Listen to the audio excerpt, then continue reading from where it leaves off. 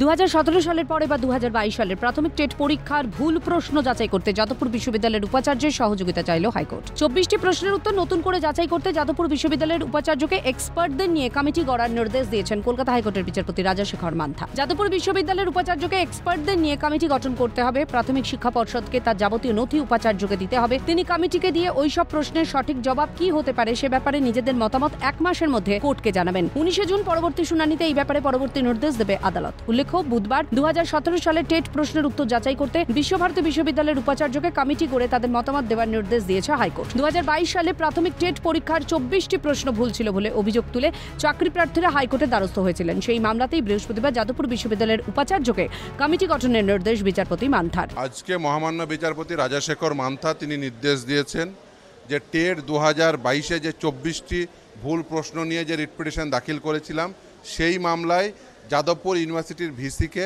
একটা কমিটি তৈরি করে রিপোর্ট দাখিল করতে বলেছেন আগামী 1 মাসের মধ্যে, এবং মামলাটি শুনানির জন্য আসবে আগামী 19 জুন। অর্থাৎ টেট 2022-এ 24টি রং কোশ্চেনের সাপেক্ষে যাদবপুর ইউনিভার্সিটির ভিসিকে নির্দেশ দিয়েছেন তিনি যাতে একটা কমিটি তৈরি করে 1 মাসের মধ্যে রিপোর্ট দেন এবং মামলার পরবর্তী শুনানি আগামী 19 জুন। যাদবপুরের ভিসিকে নির্দেশ দেওয়া হয়েছে একটি কমিটি, বিশেষজ্ঞ কমিটি তৈরি করতে।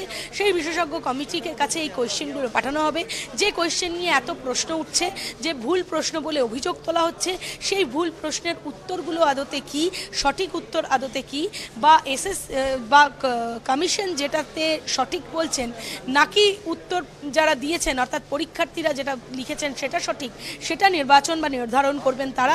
তারপরেই তারা একটি রিপোর্ট আদালতের কাছে জমা দেবেন এবং সেই রিপোর্ট দেখার পরই আদালত পরবর্তী সিদ্ধান্ত নেবে, এই কথা বলাই বাহুল্য। ক্যামেরায় লেসন লোধের সঙ্গে অভিরূপা হাজরা, রিপোর্ট ক্যালকাটা নিউজ।